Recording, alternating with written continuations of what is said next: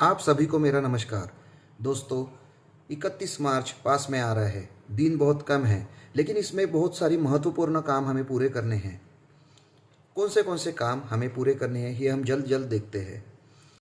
दोस्तों, वीडियो लंबा होने वाला है, लेकिन आपको आखिरी तक देखना है। अगर आखिरी तक देखेंगे तो ही आपके लिए फ़ायदेमंद साबित होगा। अन्यथा ये कोई मूवी नहीं है कि जिसे छोड़ के आप बीच में चले जाए। नंबर 1, को आधार कार्ड और पैन कार्ड ये लिंक करना है। 31 मार्च के पहले ये काम हो जाना ज़रूरी है। अभी 1,000 रुपये भर के आप ये काम पूर्ण कर सकते हैं, जिसकी लिंक मैंने डिस्क्रिप्शन में दी हुई है। 31 मार्च के बाद में अगर आपका पैन कार्ड और आधार कार्ड लिंक नहीं होता है तो आपका पैन कार्ड ब्लॉक हो सकता है और आने वाले दिनों में आपका कोई ट्रांजैक्शन नहीं हो पाएगा। इसीलिए आपको ये कार्य पूरा करना बेहद ज़रूरी है। नंबर 2,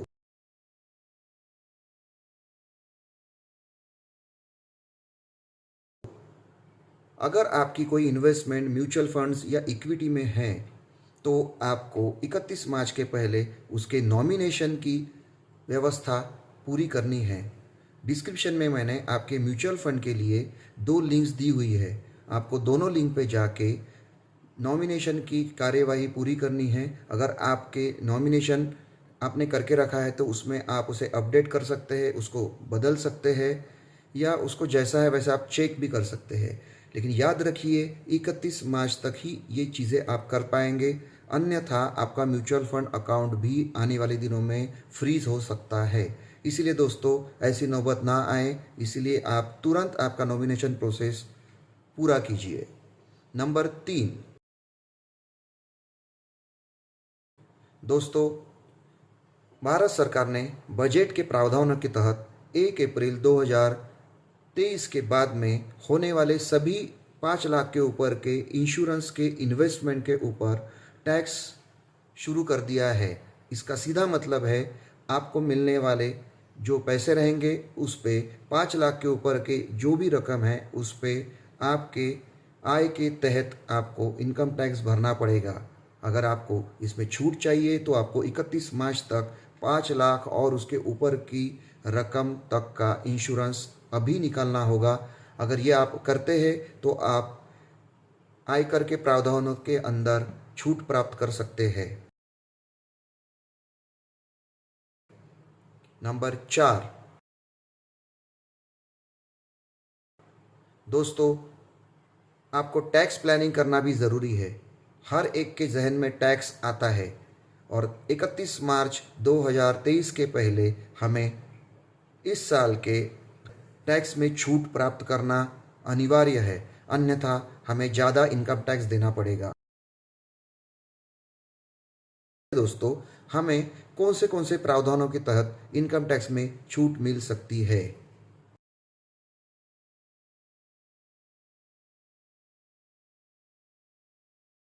इनकम टैक्स की धारा 80C के तहत हम 1.5 लाख तक का टैक्स बेनिफिट ले सकते हैं, जिसमें पीपीएफ, हमारा provident fund, tuition fees, unit link plan, insurance plan, हमारा खुद का प्रोविडेंट फंड का कंट्रीब्यूशन, होम लोन का प्रिंसिपल अमाउंट, ये महत्वपूर्ण चीज़ें 80C के तहत हम क्लेम कर सकते हैं। इनकम टैक्स अधिनियम के सेक्शन 80D के तहत हम हेल्थ इंश्योरेंस पॉलिसीज़ और मेडिकल एक्सपेंसेस के लिए 1 लाख रुपए तक का टैक्स डिडक्शन ले सकते हैं। हमें यह ध्यान में रखना है कि 80C के तहत 1.5 लाख रुपए का जो डिडक्शन है उसके अलावा ये 1 लाख रुपए तक का हम डिडक्शन ले सकते हैं, लेकिन हम सभी लोग 1 लाख रुपए तक का डिडक्शन नहीं ले सकते हैं। तो कौन ले सकता है? इसके लिए मैंने अपना पहले एक वीडियो प्रसारित किया था यूट्यूब चैनल पे, जिसकी लिंक मैं डिस्क्रिप्शन में दे रहा हूँ। उसे देख के आप ये पता कर सकते हैं कि कौन 1 लाख तक का डिडक्शन प्राप्त कर सकता है। तो आइए जल्दी हम देखते हैं ऐसे कौन से 4 सिनारियो है जिसमें हम सेक्शन 80D के तहत इनकम टैक्स में डिडक्शन ले सकते हैं। सिनारियो 1, उसमें हम और हमारी फैमिली का 1 साल का कुल 25,000 रुपये तक का हम इंश्योरेंस के लिए प्रीमियम का क्लेम ले सकते हैं। दूसरे सिनेरियो में हम और हमारे पेरेंट्स अगर 60 साल के नीचे है तो उनका ऐसा कुल मिला के 25,000 और 25,000 ऐसे कुल 50,000 रुपये तक का हम इनकम टैक्स में डिडक्शन ले सकते हैं। तीसरे सिनेरियो में हम और हमारी फैमिली का 25,000 और अगर आपके पेरेंट्स 60 साल के ऊपर के हैं तो उनके लिए हेल्थ इंश्योरेंस का प्रीमियम 50,000, ऐसे 25,000 प्लस 50,000, इस तरीके से हम 75,000 रुपये तक का इनकम टैक्स में डिडक्शन प्राप्त कर सकते हैं। और चौथे सिनारियो में अगर हम 60 साल के ऊपर चले जाएंगे तो हम और हमारी फैमिली इनका 50,000 रुपये तक का और हमारे पेरेंट्स जो नेचुरली 60 साल के ऊपर रहेंगे उनका 50,000 रुपये तक का, इस तरीके से 50,000 और 50,000 इस माध्यम से हम कुल 1,00,000 रुपये तक का मेडिक्लेम पॉलिसीज़ पे इनकम टैक्स डिडक्शन ले सकते हैं।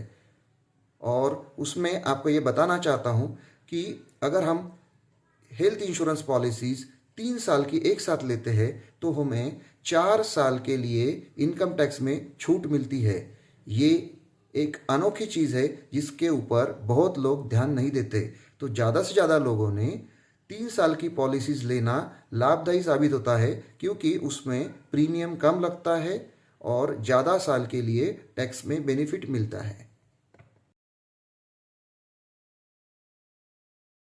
हाउसिंग लोन के लिए बजट में काफ़ी प्रावधान किए गए हैं और काफ़ी सालों से उसमें परिवर्तन आते गए हैं, जिसकी वजह से सेक्शन 24 और सेक्शन 80 EEA का प्रावधान किया गया है, जिसकी वजह से कोई व्यक्ति का घर कब बना है उसके ऊपर उसे कौन सा सेक्शन एप्लीकेबल होता है ये उसे देखना बहुत ज़रूरी है।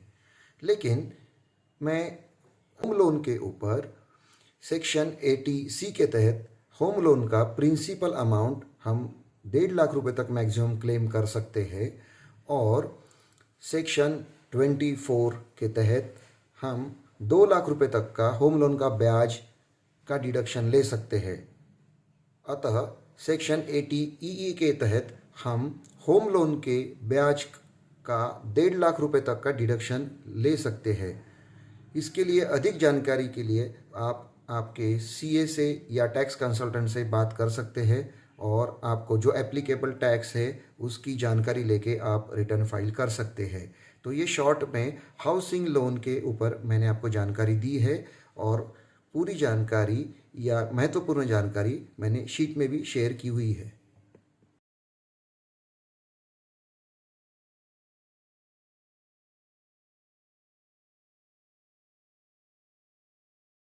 राष्ट्रीय पेंशन योजना यानी NPS ये भारत सरकार ने शुरू की हुई स्कीम है। PFRDA ये संस्था इसके ऊपर निगरानी रखती है। भारत सरकार ने बहुत सारी म्यूचुअल फंड कंपनियों को इसमें अपने फंड्स वर्गीकृत करने के लिए मान्यता दी है, जिसकी निगरानी और नियम भारत सरकार PFRDA के साथ में स्वयं निर्धारित करती है। इसमें 80 CCD1 और 80 CCD1B के तहत हमें टैक्स बेनिफिट मिल सकता है। NPS के अंडर टायर 1 और टायर 2 ये 2 टायर्स में हम इन्वेस्टमेंट कर सकते हैं। टायर 1 में की गई इन्वेस्टमेंट ही टैक्स के बेनिफिट के लिए लागू है। टायर 2 की इन्वेस्टमेंट ये म्यूचुअल फंड की तरह हम इन्वेस्टमेंट कर सकते हैं और जब चाहे तब हम उसे निकाल सकते हैं, जो कि टैक्सेबल रहेगा। टायर 1 के तहत आने वाली इन्वेस्टमेंट ही टैक्सेशन के लिए काम में आएंगी। सेंट्रल गवर्नमेंट और स्टेट गवर्नमेंट्स के एम्प्लॉयज़ के लिए टायर 1 की इन्वेस्टमेंट में एम्प्लॉयर के कंट्रीब्यूशन के ऊपर कुछ अतिरिक्त रियायत दी गई है। प्राइवेट सेक्टर के एम्प्लॉयज़ के लिए मैक्सिमम 10% तक का कंट्रीब्यूशन मान्य किया जाता है, जबकि सेंट्रल गवर्नमेंट एम्प्लॉयज़ के लिए 14% तक का डिडक्शन मान्य किया जाता है। लेकिन हमें ये ध्यान रखना है, आम आदमी के लिए जो स्वयं NPS में भाग लेना चाहता है उसके लिए इनकम टैक्स में छूट की मर्यादा 50,000 रुपये तक ही है, जबकि प्राइवेट सेक्टर और गवर्नमेंट सेक्टर में एम्प्लॉयर जहाँ पे डिडक्शन करके NPS में कंट्रीब्यूट करता है उसको 80 CCD1 के तहत 1.5 लाख रुपए तक की लिमिट दी गई है, जिसमें मैंने पहले ही कहा है कि सेंट्रल गवर्नमेंट के एम्प्लॉयज़ के लिए कुछ अतिरिक्त रियायत है, लेकिन बाकी लोगों के लिए 1.5 लाख रुपए तक का एनपीएस के टायर 1 का कंट्रीब्यूशन ये डिडक्शन में जाता है, और 80 सीसीडी 1B के तहत अतिरिक्त 50,000, ऐसे कुल मिलाकर 2 लाख रुपए तक का कंट्रीब्यूशन कोई इंसान जो कि प्राइवेट सेक्टर और गवर्नमेंट सेक्टर में है वो ले सकता है। मगर जो व्यक्ति खुद होकर एनपीएस का अकाउंट ओपन कर रहा है उसे सिर्फ 80 सीसीडी 1B के तहत 50,000 रुपये तक का अतिरिक्त लाभ वो ले सकता है। तो ये कुल मिलाकर एनपीएस के मामले में छोटी सी जानकारी, और बाकी डिटेल्स मैंने आपको शीट में दी हुई है जिसके ऊपर आप गौर कर सकते हैं।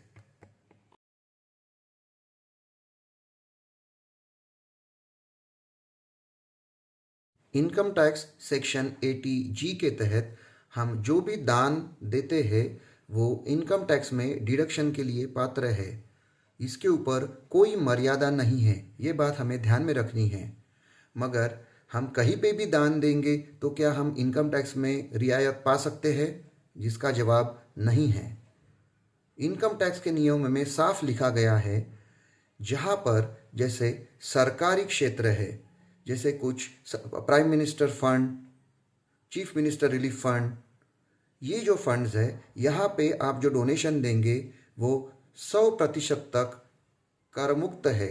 यानी उदाहरण के तौर पे अगर आप 100 रुपये पीएम रिलीफ फंड और सीएम रिलीफ फंड में देंगे तो आपके इनकम में से 100 रुपये इनकम टैक्स के तहत डिडक्ट हो जाएंगे और उसके ऊपर आपको कोई टैक्स नहीं देना पड़ेगा। मगर कुछ संस्थाएं यानी कुछ एनजीओज जिनको 50% तक की रियायत मिलती है, तो वहाँ अगर आप डोनेशन करेंगे तो आपको 100 रुपये के डोनेशन के ऊपर सिर्फ 50 रुपये के तक टैक्स बेनिफिट मिलेगा। कुछ संस्थाओं को 25% की श्रेणी में रखा गया है, वहाँ पर अगर आप डोनेशन करेंगे तो 100 रुपये के ऊपर आपको सिर्फ 25 रुपये तक की टैक्स में रियायत मिलेगी। तो यही चीज़ आपको ध्यान में रखनी है कि आप कहाँ पे डोनेशन कर रहे हैं और आपको उसका कितना बेनिफिट मिल सकता है। आप लोग 80G के तहत डोनेशन करके इसे टैक्स में कटौती करने के रूप में भी इस्तेमाल कर सकते हैं, यानी टैक्स भी कम होगा और आपके डोनेशन के माध्यम से किसी ज़रूरतमंद को मदद भी प्राप्त होगी। अभी तक हमने जो भी टैक्स प्रावधान यहाँ पे देखे हैं, ज़्यादातर सभी टैक्स के प्रावधान जिसमें हमें डिडक्शन प्राप्त होगा ये नए टैक्स रेजिम में लागू नहीं हैं। इसीलिए हर कोई करदाता जिसे नए टैक्स रेजिम में जाना है उसने पहले अच्छे से देखना है कि उसे टैक्स के नए रेजिम से फ़ायदा हो रहा है या पुराने रेजिम से। ये याद रखना ज़रूरी है, अगर हम नई टैक्स रेजिम लेते हैं तो पूरे ज़िंदगी भर में हमें सिर्फ एक बार पुराने टैक्स रेजिम में आने का मौका मिल सकता है, लेकिन वो भी हमें नहीं गंवाना चाहिए। साथ ही अगर आप नौकरी पेशा आदमी हैं तो आपने पुराने टैक्स रेजिम में रहना ही लाभदेय साबित हो सकता है। साथ ही जो व्यक्ति आने वाले दौर में अपना खुद का नया घर बनाना चाहता है और उससे टैक्स बेनिफिट लेना चाहता है तो उसने भी सोचकर पुराने टैक्स रेजिम में रहना लाभदेय साबित हो सकता है। ये नए और पुराने टैक्स रेजिम के तरीके के लिए मैंने छोटे से माध्यम से आपको बताया हुआ है, आप इस बात पे गौर कर सकते हैं। और ये आगे हमने जो स्लाइड दी हुई है उसमें आपको सीधे पता चल जाएगा कि कौन से डिडक्शंस आपको नए टैक्स रेजिम में मिलेंगे और कौन से नहीं मिलेंगे।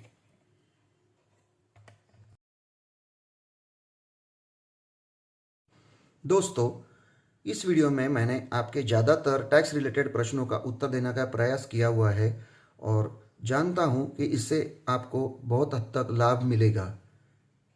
मेरी आपसे यही विनती है, अगर आपको ये वीडियो अच्छा लगा तो इसे अपने दोस्तों के साथ शेयर कीजिए, इस चैनल को सब्सक्राइब कीजिए, लाइक कीजिए और बेल आइकन को प्रेस करके इसे आगे आने वाले वीडियो को नोटिफिकेशन के माध्यम से प्राप्त करें। धन्यवाद।